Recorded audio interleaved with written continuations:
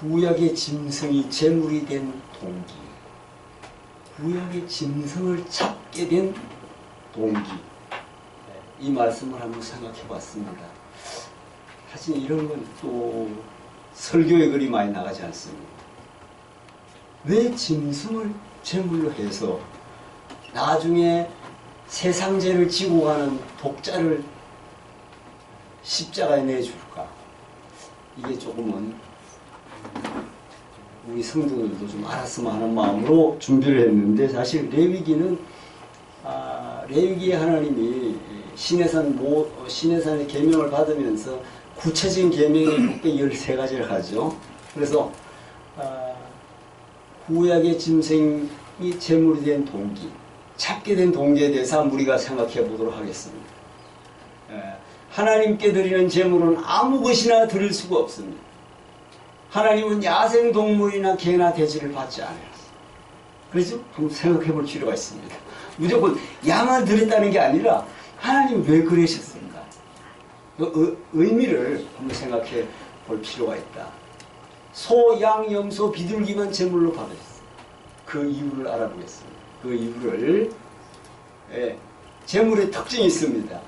아래 4종류의 동물의 특징을 한번 보겠습니다. 무슨 집에서 기르는 동물이다. 사람들이 좋아하고 또 사람들을 좋아하는 동물들이다.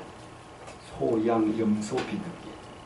그러니까 대체적으로 평화로운 동물이다. 공격을 당해도 공격을 하지 않는 동물. 비둘기는 언제나 쌍쌍이 날아다닌다. 여러분, 비둘기는 항상 둘이 다녀요. 시골 살아보셨나? 살아보면 항상 둘이 옵니다. 그래서 비둘기는 둘 중 한 마리가 죽으면 다른 비둘기는 죽을 때까지 혼자 산다고 합니다. 의미적으로 실제 그렇답니다. 그러면 이스라엘 백성들은 언제나 하나님하고만 다녔다 안 다녔다? 의미적으로 그리고 하나님만 섬겼다. 하나님께서는 동물들마다 특징을 주셨습니다. 예를 들면 고양이에는 깨끗하고 조용한 성격을 주시고 개미에게는 부진하고 정직한 성품을 주셨는데, 이런 이야기가 있습니다. 개미들이 떼를 지어 미라를 나르고 있었는데 어떤 한 개미가 밀 하나를 떨어뜨렸어. 떨어뜨린 개미들이 지나가면서 그 떨어뜨린 미라에다가 다른 개미가 코를 다 대보고 냄새를 맡아보고는 그냥 가대. 그냥 갔는데 자기가 떨어뜨린 미랄이 아니었기 때문이라고 합니다. 실제 그런 것 같아요. 결국 그 미랄이 떨어뜨린 바로 그 개미가 그 미랄을 날랐다는 거죠. 수많은 개미들이 시골에 있어봐도 떨어뜨린 건 있는데 다른 데 가서 가져와. 그건 놔둬요. 참 그것도 신기하죠. 그래서 개미가 정직한 동물이라는 사실을 알려주는 이야기입니다. 그런데 비둘기는 충성스러운 동물이라고 합니다. 한 번의 인연은 영원한 인연이라고 합니다. 한 번 누구와 관계를 가지면 영원히 변치 않는다. 이거는 우리 성경에 이렇게 기록되어 있지 않아. 그러면 왜 이렇게 설명하고 있는가를 제가 알려드릴게요. 이 내 재물만 사용하게 된 동기, 이스라엘 백성들은 하나님께서 이 네 동물만 제단에 사용하게 된 동기를 이렇게 미드라시라는 책자에서 말해주고 있어요. 그래서 혹시나 미드라시가 뭔지 모르실까봐 여기서 미드라시가 무엇인가? 미드라시가 AD 400년경에 랍비들이 히브리어 이 성경을 더 자세하게 해석하려고 그들이 만든 또 히브리 성경을 해석하려고 만든 책자가 미드라시다. 아멘? 그분들이 말씀을 더 잘 알고자 하고도 미드라시가 있고 미시나가 있습니다. 미시나는 유대인들이 모세 오경을 더 자세하게 풀어 쓰려고 만든 것이 미시나고, 미드라시는 랍비들이 하나님 말씀을 써놔서도 다른 사람은 잘 모르잖아요. 랍비들이 알려주기 위해서 이 교재, 말하자면 그들이 알고 있는 교재를 만듭니다. 다른 경전이라고 보면 되죠. 그래서 가인이 아벨을 들에서 죽인 후에 시체를 버리고 떠났다. 이때 소, 양, 염소고리, 비둘기가 나타나더니 그 시체를 흙으로 덮어 주었더라. 여러분, 이게 왜 어디에? 미드라시 그 책자에 이 모습을 바라보시는 하나님께서 말씀하셨는데 너희들은 참으로 착하고 앞으로 너희들만 성막에서 사용할 것이다. 이것이 미드라시에서.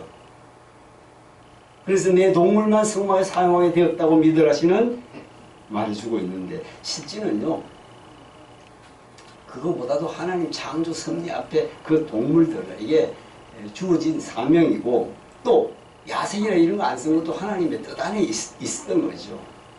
근데 미드라시라는 그 랍비들이 갖고 있는 건 이런 의미로 이제 그들이 해석했다는 것입니다. 세 번째, 제물의 자격이 있습니다. 하나님께서 사용하는 제물의 자격은 뭐가 없어야 한다? 어? 어떻게 잘 알아? 또? 비늘이 있어야 된다. 비늘? 네. 생선은 비늘이 있어야 된다. 직업과 거의 흠없는 아니다. 저걸 찾을 때까지 기다린다. 부자. 야, 답이 안 나올 것 같으냐. 수컷. 박수. 재물의 자격은 흠이 없습니다. 수컷이에요. 수컷의 의미를 나중에 설명드릴게요. 예수님이 흠이 있어요, 없어요?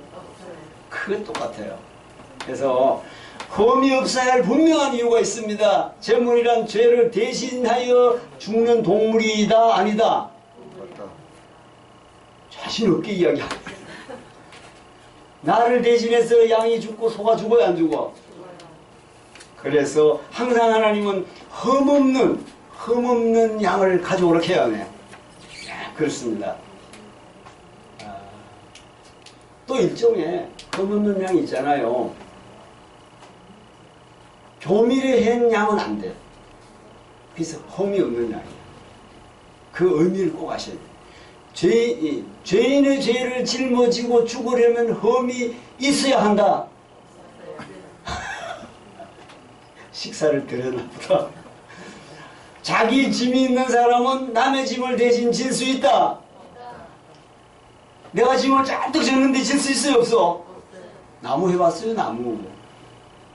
나무를 한 짐 지는데 또 남의 집 한 짐을 어떻게 져? 내 짐만 지고 가기도 힘든데 남의 짐을 질 수가 없다. 자, 잘 내보세요. 따라서 흠이 없어야 남의 흠을 대신 질 수가 있기 때문이다. 아멘? 아멘. 그렇다면 어떻게 흠을 대신 짊어질 수 있을까? 이제 그걸 오늘 본문에서 말해요. 뭐를 통하여 그렇게 할 수 있다? 야, 이거 찾아야 돼. 오늘 점심 못 먹어. 점심 못 먹고 집에 가면 배고프지. 자, 이거 한번 찾아봐요. 두자야. 어떻게 해야 된다고 오늘 본문에 나왔는데, 짐승을 제사장한테 가져가서 어떻게 해야 돼? 내 죄를 사하려면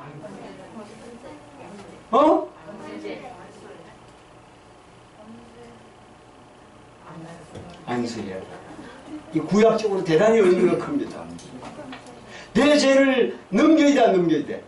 그래서 안수하는 거예요. 이것을 잘 보시고, 자, 안수를 통하여 하는데 흠없는 동물을 숙막으로 끌고 오면 안수하여야 한다. 여러분, 오늘 본문에도 있습니다. 안수예요, 안수. 만약에 안수를 하지 않은 동물은 뭐야?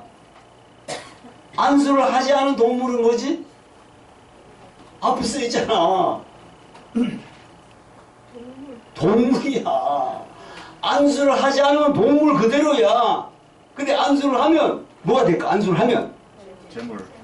박수. 안수한 동물은 재물이 된다. 이 구약이지만 굉장히 심오한 의미가 여기 포함되어 있어요. 근데 안수를 하지 않으면 그냥 동물이야. 제가 참고문을 제가 저기다 찾아놨어. 혹시나 저도 필요할까봐. 그러나 안수하는 데는 법칙이 있어요. 법칙이 있어요. 법칙. 어떤 법칙? 자, 합독합니다. 두 손으로 해야 합니다. 두 손으로 해야 합니다. 레위기 21절에 두 뿔 사이에 해야 돼. 수컷이니까 뿔이 있어요, 없어? 뿔 사이에 합니다. 합독합니다. 힘껏 하여야 한다. 죄를 고백하면서 하여. 이 내 죄를 옮기다 옮길 때 제사장이 안수하면서 죄를 이 양에게 넘기는 거야. 여러분, 그래서 문 인방과 설주에 피를 뿌리면은 죄가 넘어갔어, 안 넘어갔어? 똑같아. 똑같아요. 만약에 그 하나님의 말씀에 양의 피를 바르지 않은 데는 장자가 죽었어, 안 죽었어? 똑같은 의미입니다. 그래서 자, 합도 북쪽에서 하여. 북쪽에서 하여하는 건 나중에 뒤에 알려드릴게요. 여섯 번째 합도 하나님이 계신 지성소가 있는 서쪽을 보면서 한다. 성경에 그러면 왜 안수는 북쪽에서 하여야 하는가?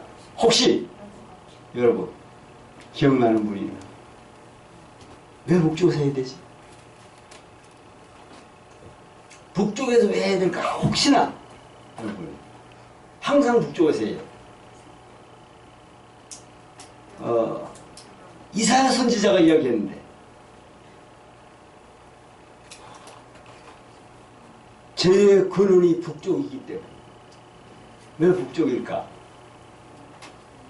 합독합니다. 우주 역사상 가장 먼저 생긴 죄는 루시퍼가 하나님께 반역하는 죄였다. 그런데 루시퍼의 반란은 어디서부터 시작됐다? 북쪽에서 일어났다고 이사야는 말해주는데 그 본문을 알려드리겠습니다. 합독합니다. 너 아침의 아들 계명성이여 어찌 하늘에서 그리 떨어졌으며 너 열국을 얻은 엎은 자여 어찌 그리 땅에 지켰는고 네가 네 마음에 이르기를 내가 하늘에 올라 하나님의 무별 위에 나의 보좌를 높이리라. 내가 북극 지폐의 산 위에 좌정하리라. 가장 높은 구름에 올라 지극히 높은 자와 비기리라 하도다. 그러나 이제 음부 곧 구덩이의 맨 밑에 빠지리옵니다. 아멘. 이사야 14장에서 맨 먼저 루시퍼가 하나님을 대적하는 사건이 나옵니다. 자, 그래서 레위기에 나타난 모든 제사는 언제나 북쪽부터 시작하였다. 아멘. 아셔야 돼. 죄의 근원에는 피가 필요하기 때문이다. 레위기 10장 11절에 신약에서도 말씀했죠. 피 흘림이 없이는 죄사함이 없느니라. 자, 피 흘림이 없이는 죄사함이 없느니라는 뜻은 무슨 뜻을 말하죠?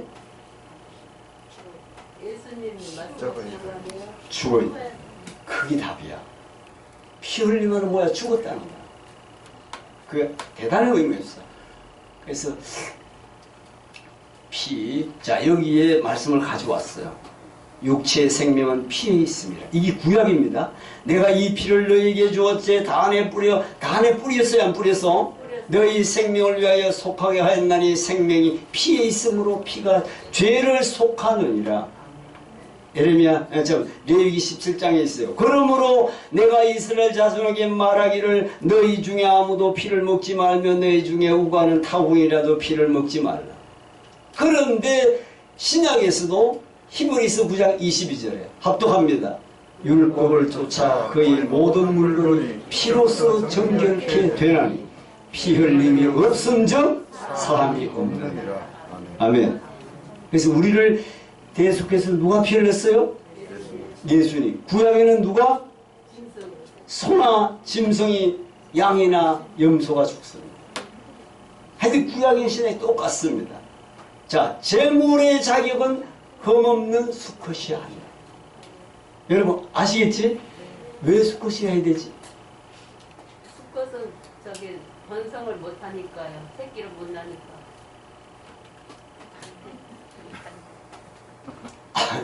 수컷이 새끼를 놓지. 넣긴 해도 많이는 못 퍼지잖아요. 아니 흠없는 수컷이 없으면 새끼를 놓을 수 있어요 없어요? 없어. 자 보세요. 뒤에 알려드릴게.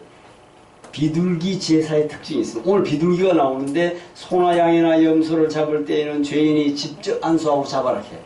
오늘 본문에 직접 잡아. 죄인이 직접 잡아야 하는데 비둘기만은 그렇지 않다. 자, 비둘기를 드릴 때에는 두 가지 다른 점이 있는데 제사장이 드립니다. 소나 양이나 염소는 본인이 직접 잡았으나 비둘기는 제사장이 드려. 혹시 왜 그럴까? 예? 적은 것을 드리는 가난한 이의 마음을 배려하는 것. 예수님도 비둘기 드렸어요 안 드렸어요? 드렸어요. 가난하니까. 자, 그런데 더 중요한 거 있어요. 털까지 드리래. 소양 염소는 가죽을 벗기로 했어 안 했어? 거기를 했어요. 근데 왜 비둘기는 털까지 드릴까? 그냥 우리가 생각해 볼 때 팔까지 드리고 크게 보이니까. 박수야. 그거보다 털까지 뽑아버리면 뭐 볼 게 없어. 적은 거 드리는 것도 근데 털까지 뽑아버리면 안 이거는. 잘 보세요. 하나님께서 소양 그리고 염소를 드릴 때는 가죽을 벗겨서 드리도록 하셨는데 비둘기를 드릴 때는 털을 뽑지 말라고 하시고 하나님은 제물에 냄새를 받는다고 했어요 안 했어? 했어요. 그런데 여기서 문제가 있어. 그런데 사실은 고기를 막 타는 거는 냄새가 구수해 안 구수해? 했어요. 근데 털 타는 거는 냄새가 고약해요. 고약해요. 여러분 털이 타는 냄새는 고약하고 그럼에도 하나님은 그 냄새를 향령이라 하셨고 털까지 태우라고 하셨다. 그 이유가 무엇일까? 뭐겠어요? 답은 알겠지? 합도 하나님은 비싸다고 좋게 여기시지 않으시고 정성스러운 재물을 좋은 재물이라고 여기셨다. 아멘? 그래서 여러분 정성으로 드리는 거 하나님은 무조건 다 받아야 안 받아? 근데 마음의 믿음이 마음이잖아. 그래서 정성스러운 예물을 드리는 것을 하나님은 기뻐하시는데 신약에 누구의 예물을 기쁘게 받으셨다? 아주 가난한 사람? 두 과부의 두렛돈을 받으셨다. 의미를 생각하면 돼요. 다섯 번째, 재물과 그리스도의 관계. 그러면 수컷의 의미는 신학적으로 어떤 의미일까? 여러분, 재물과 그리스도의 관계가 있어 없어요? 관계 있어 없어? 있어요. 있지, 당연히 있지. 말할 것도 없이 합도 우리 주 예수 그리스도를 의미하고 있다. 자, 이는 생명의 씨, 부활의 씨, 영생의 씨를 가진 자여야 하기 때문이다. 아멘? 그래서 끝이야. 모세를 믿었다면 또 나를 믿었으리는 그가 내게 대하여 기록하였습니다. 요한복음 5장 46절에서 유대인들이 날마다 성경을 봐요 안 봐? 봐요. 너희가 모세를 믿었으면 나를 알 것이다. 그게 5장 39절에는 제가 말씀드렸잖아요. 너희가 성경을 아무리 상고해봐라. 그 성경에서 내가 보여야만이 된다. 아멘? 아무리 상고해도 성경이 누구에 대하여 기록하고 있다? 예수님에 대하여 기록하는데 예수는 보이지 않는다. 유대인에게는 지금도 그렇다. 지금도 그래요. 아마 이스라엘 백성이 지금도 성경 속에 예수가 하나님이라고 보여지는 그날이 종말이 오지 않을까? 저는 그렇게 생각합니다. 아니 베드로 교회 뭐 수많은 교회가 예루살렘 주변에 이스라엘에 있는데도 그래요. 아주 희한해요. 그 의미를 잘 보세요. 합도 그리고 수고를 벗고 구약을 보면 모두가 예수님이라고 바울도 말하고 있다. 여러분 바울이 말한 거 기억나요? 합도 오늘까지 모세의 글을 읽을 때에 수건이 오히려 그 마음을 덮었도다. 그러나 언제든지 주께로 돌아가면 그 수건이 덮어지리라? 무슨 뜻이에요? 그게 아직도 율법에 매여서 보이질 않아요. 놀랍죠? 수건을 구약에 쓰라고 했어요, 안 쓰라고 했어? 쓰라고 했잖아요. 하나님 만나면 죽는다 했어요, 안 했어요? 그죠? 모세가 하나님 만나고 내려왔을 때 모세를 보니까 얼굴이 하나님 같이 보여, 안 보여? 그때 수건을 가리웠다는 것은 구약의 의미가 신약에 와서 그 수건이 가리워서 하신 말씀에 깊은 예수님의 말씀을 이해를 못한다는 뜻이에요. 그래서 고린도 우세 바울 사도는 저렇게 말하고 있습니다. 모세의 글을 읽을 때에 수건이 오히려 그 마음을 덮어. 그렇게 말하자면 율법, 구약이 아직 매여서 예수님이 와서 심령이 가난한 자는 복이 있다는 말을 아직도 못 알아듣고 있다.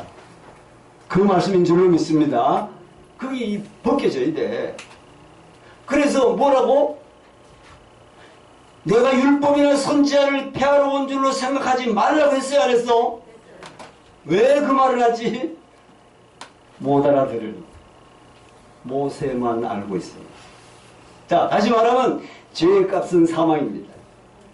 자, 구약은 누가 죽고 신약은 이해는 가시지? 구약은 짐승이 죽고 대체적으로 구약에는 양이 제물이 됐다. 근데 신약에 와서 새 요한이 요한복음 1장 29절에 보라 세상 죄를 지고 하나님 어린 양이라고 고백했어야 안 했어? 그 양이 우리를 대속해서 담보에 전해주신 분이시다. 아멘? 현원입니다. 자, 합독합니다. 큰 소리로. 구약의 제물은 짐승이요 신약의 제물은 예수님이요. 아멘? 자, 그러다 중요한 것은 모두가 흠이 없어 했던 것이다. 양도 염소도. 그래서 예수님도 흠없는 분이셨다. 아멘? 자, 합독합니다. 따라서 흠이 없으신 예수님이 우리를 위해서 희생 제물이 되셨던 것이다. 그리고 그분을 믿을 때만이 구원의 길이 예비되었다는 것이다. 아멘.